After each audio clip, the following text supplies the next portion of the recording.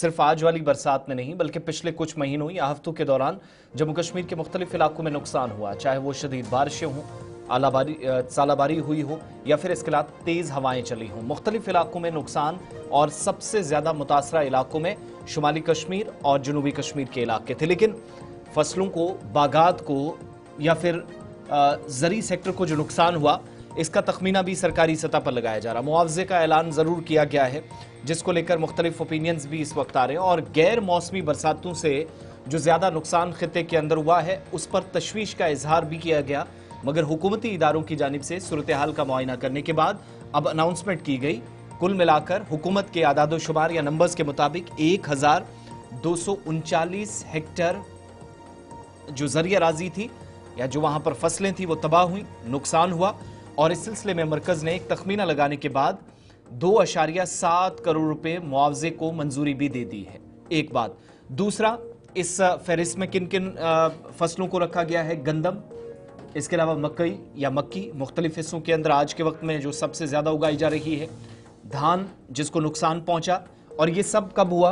पिछले 3 या 2.5 और 2 महीनों के दौरान, जब हमने देखा कि मौसम अचानक से बदला, गैर मौसमी बरसातें थी, बीच में शिद्दत की गर्मी, और उस दौरान इस नुकसान का तखमीना हुकूमत लगाती है।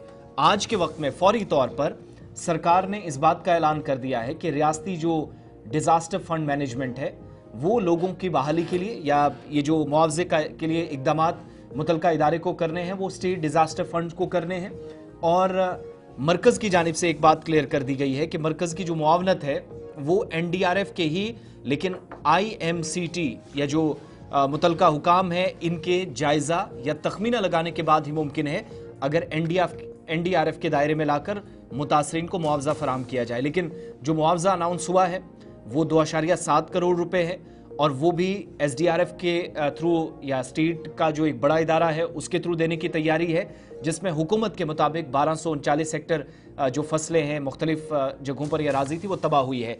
इस पर भी काश्तकारों के लिए काम करने वाली तंजीमें या उनके सरबराहान नाराजगी का इजहार इसलिए कर रहे हैं क्योंकि मुकम्मल तौर पर फसल बीमा योजना जम्मू कश्मीर के अंदर नाफिजुल अमल ना होना आज के वक्त में नुकसान का भी सबब है। सबसे बड़ी बात यही है कि 1 अप्रैल से 14 जुलाई तक का जो नुकसान हुआ है उसमें ये सूरत हाल बनी है कि 1240 हेक्टेयर के आसपास खड़ी फसलों को नुकसान पहुंचा सूबा कश्मीर। और लद्दाख की सूरत हाल ये है कि 14 हेक्टेयर ऐसे हैं जो इंश्योरेंस के दायरे में आए हैं लद्दाख के अंदर।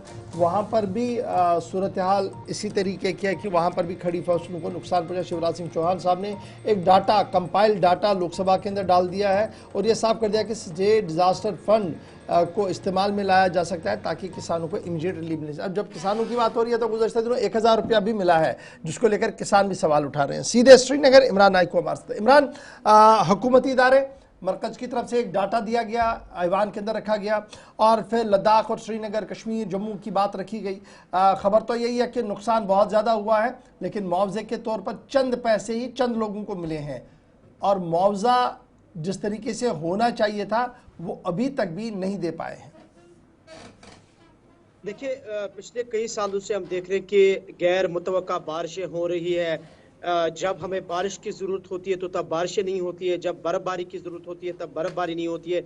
यानी एक क्लाइमेट चेंज का एक असर यहाँ पे है, ये एनवायरनमेंट इम्बैलेंस का एक बहुत बड़ा असर है, ये एक बहुत बड़ा कंसर्न है जिसकी वजह से हम ये गैर मुतवक्का बर्फ़बारी या बारिशें देखने को हमें मिलती है, हीट वेव हमें देखने को मिलती है। लेकिन डायरेक्टली इनडायरेक्टली इसका इम्पैक्ट जो है वो आम लोगों पर पड़ता है और ख़ासकर किसानों पर, काश्तकारों पर पड़ता है। और जो आप एग्रीकल्चर मिनिस्ट्री जो गवर्नमेंट ऑफ इंडिया की है, और उन्होंने भी ये एडमिट किया है कि 1200 से ज़्यादा जो हेक्टेयर्स है वो जम्मू कश्मीर में तबाह हुई है, फसलें तबाह हुई है, चाहे धान हो, चाहे मक्की हो, चाहे जौ हो, या दीगर जो फसलें यहाँ पे है वो इन मौसमियाती तब्दीली की वजह से, बारिशों की वजह से या फ्लड्स की वजह से या जालाबारी की वजह से तबाह हुई है। हम देख रहे हैं कि इस सिलसिले में कुछ schemes government of India central level की भी है, स्टेट लेवल की भी स्कीम्स है, जिसका मकसद ये है कि जो मुतासरीन है, जो काश्तकार है, उनको इसका बेनिफिट मिले, जिनमें प्राइम मिनिस्टर्स या प्रधानमंत्री फसल बीमा योजना अच्छा, इसमें यहाँ पर जरा अपडेट ये भी कीजिएगा। इत्तला तो ये भी है कि कल एक फिगर दिया गया कि फसल बीमा योजना के तहत कितने हजार किसानों को रजिस्टर किया गया है।